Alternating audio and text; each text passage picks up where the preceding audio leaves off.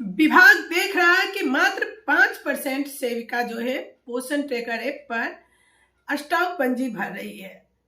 तो चलिए आज हम आप लोगों को बताएंगे कि स्टॉक पंजी कैसे भरना है। जी हाँ, आप किस तरह से स्टॉक पंजी भरेंगी ताकि आप जो नाश्ता खाना बना रही है अगर स्टॉक ही नहीं है तो आप कहाँ से दे रही हैं। इसलिए स्टॉक पंजी भरना बहुत ही अनिवार्य हो गया है और अब आपको विभाग के द्वारा आदेश भी आ गया है कि स्टॉक पंजी हर हाल में भरना होगा। जो गलतियां कर रही हैं उसे दोहराना नहीं है, तो कल से ही शुरू कर दीजिए स्टॉक पंजी में। आप जो है स्टॉक उठाई हैं, आप लोगों को विभाग के द्वारा बताया जाता होगा कि कितने 6 माह से 3 वर्ष के बच्चे के लिए आपको पोषाहार दिया गया है, कितने अति कुपोषित को दिया गया है, कितने गर्भवती और धात्री को दी गई है, साथ ही कितने 3 से 6 वर्ष के बच्चे के लिए आपको दिया गया है। ये लिस्ट जो आपको हर महीने अलग अलग पोषाहार आ रहा है आपके पोषण ट्रैकर में FRS KYC के आधार पर। तो वो लिस्ट जब आपको पोषाहार दिया जाता है तो साथ में आपको लिस्ट भी बताया जाता है कि कितने गर्भवती हैं, कितने धात्री हैं और कितने बच्चे 6 माह से 3 वर्ष के और कितने अति कुपोषित के लिए आपको THR का दिया गया है और 3 वर्ष से 6 वर्ष के कितने बच्चे का खाना HCM के लिए दिया गया है। तो उसी लिस्ट को लिख लेना है और उसी के अनुसार पोषण ट्रैकर में स्टॉक पंजी को भरना है। तो चलिए हम आज आपको बताएंगे स्टॉक पंजी कैसे भरे पोषण ट्रैकर ऐप।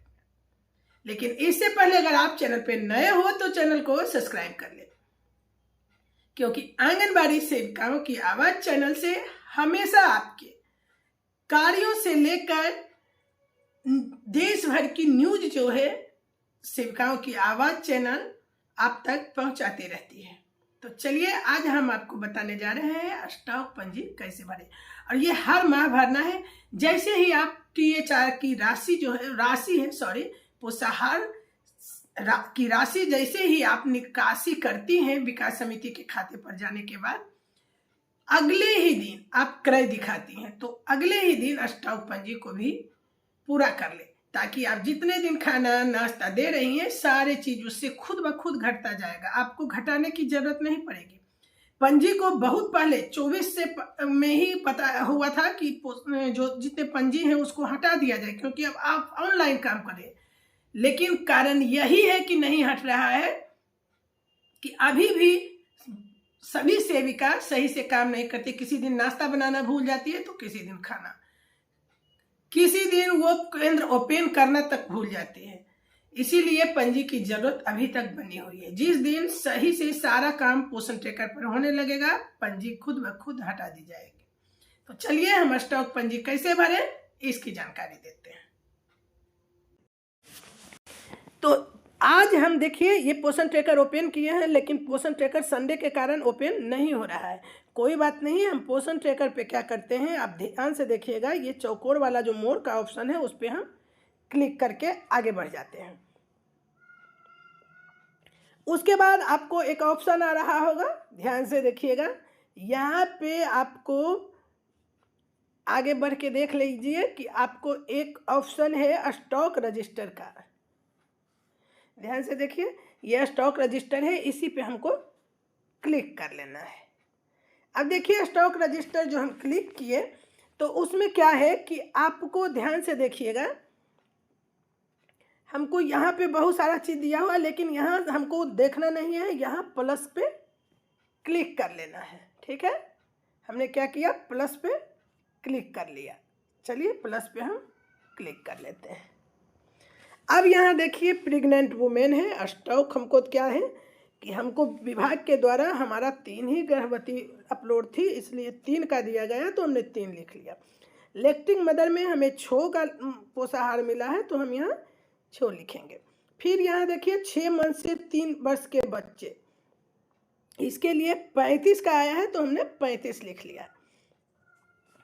तो इस तरह से हम देख सकते हैं। अब आपको देखिए यहाँ जो है वो 3 वर्ष से 6 वर्ष के लिए है, तो इसमें सैम और अंडरवेट और गर्ल ये सारे चीज़ हैं। तो यहाँ N लिखा हुआ है। सैम चिल्ड्रन के लिए हमको 2 आया था तो हमने 2 लिख लिया, इसमें NA लिखा हुआ है यानी इसमें THR का है, स्टॉक नहीं आता है 3 से 6 वर्ष के लिए, इसलिए पहले से ही देखिए आप यहाँ पे क्लिक करने से कुछ नहीं होगा, NA लिखा हुआ है। ठीक है, तो हम क्या करेंगे, यहाँ पे आप देख सकते हैं जिस दिन आपको स्टॉक रजिस्टर में भी आप समय बदल सकती हैं।